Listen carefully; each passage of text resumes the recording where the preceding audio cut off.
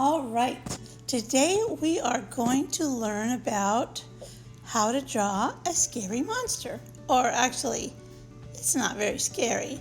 It's like a silly love monster, just like the book.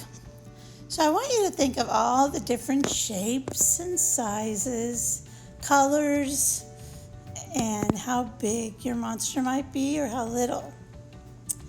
And I want you to get your black piece of paper and a few bright colors.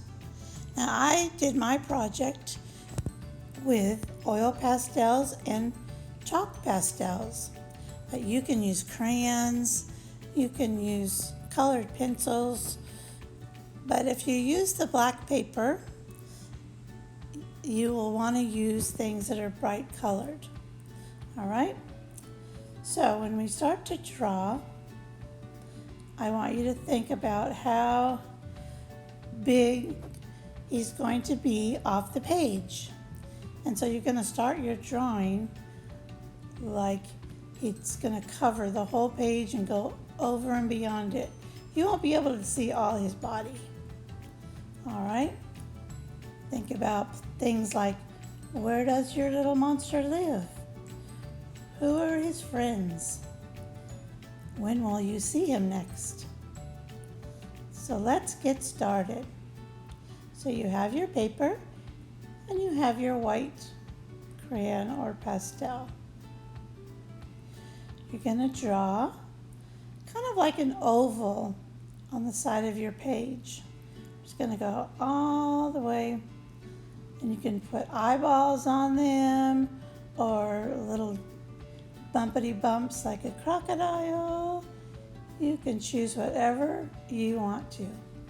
And then you're going to add different parts.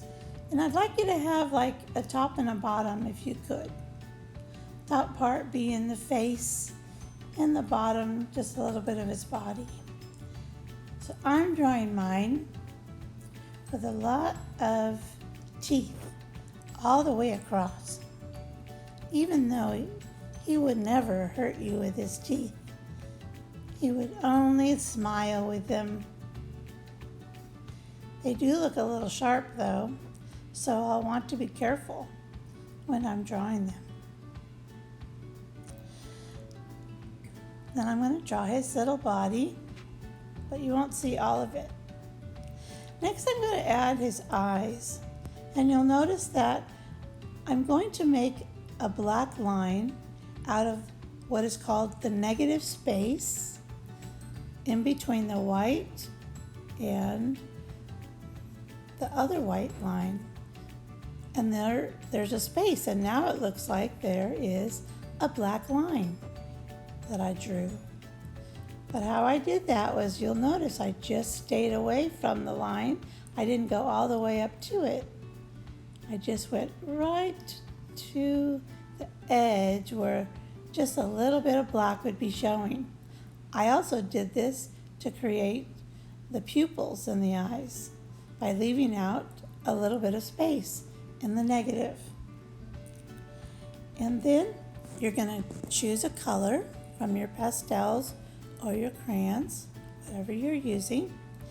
I chose just one color, but if you'd like to choose two, you can do that also.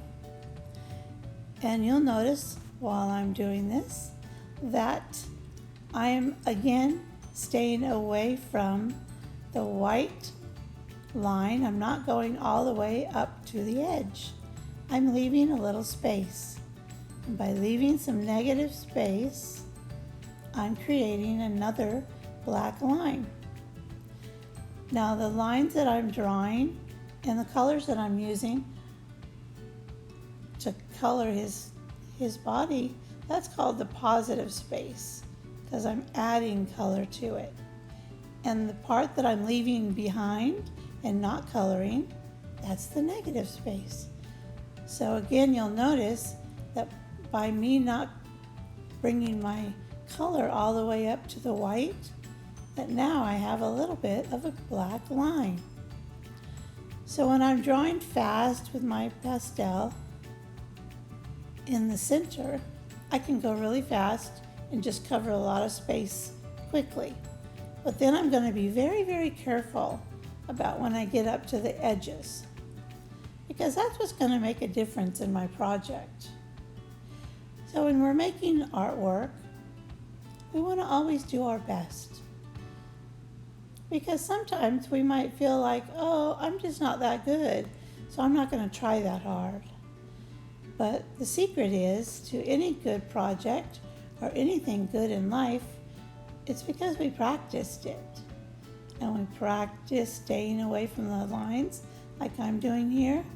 I'm taking my time. So now I'm going to enjoy the results I get because I took my time. Now if I was to race through it and just scribble everything, I wouldn't like the picture that much. So it's good to learn, especially when you're young, that when you're working on a project, any project, whether it's just drawing a picture for your mom and dad, or maybe it's something for school, but that you always give it your best and you take your time.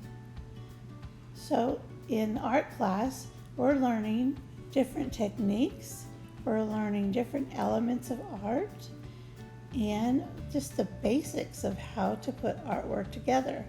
So each time you do a project, you will take the next thing that you learned on to your next project, so that each one gets a little bit better. So now I'm going to color in his teeth. And just like before, I don't want to color it all the way in because I still want that black line, because that's going to give me the special look that I'm looking for. So what you'll notice I'm doing is I'm paying real close attention to the top line to make sure that there's equal distance of black. Even if the tooth is a little bit short or a little bit long, I'm making sure that my top line goes straight. So what that effect will do is it will create a continuous black line across his smile. And that too is going to be something that I will enjoy looking at more than if I didn't take my time. Once you put your project down on paper, you've started it up, it's good to always go back, check your spots, see if there's anything you left out. So right now I'm checking to see if there's any corners I've left out. Maybe I want to fill in a little bit. So now I'm going to add a little patterns to my monster, because we talked about animal patterns before, and you guys have been learning about patterns in your other classes. So I think that my little love monster, he needs some patterns. So I'm going to give him some dots on his belly, maybe some squiggly lines, and then I'm going to add lines that kind of represent the shape of his teeth, or maybe the squiggliness of his little tummy. And I'm going to go all the way across. Now, as with anything that you're adding patterns to, you can add more or add little depending upon what your eye says yes to. Next, I am going to add some little sharpness to the top where his mouth is, to kind of give it a little pointy form, so it doesn't just look like he's got a flat head. I don't know that I want to add too many colors to him on the top, but I do want to add a little bit just to give him some interesting things to look at. So I've chosen a couple contrast colors to go along with what I'm doing. And now I think he needs something sticking out of his head. Some little antennas, maybe like he's got headphones on. You can add whatever you like. Put little glasses over his big old eyes if you want to. But I just chose to put a couple of little squigglies. So I have had fun today drawing this little monster. And I'm going to add a couple of little bats maybe outside as a start. But I hope that you have fun drawing your little silly love monster. As much fun as I have. There's the little moon. Guess it's nighttime.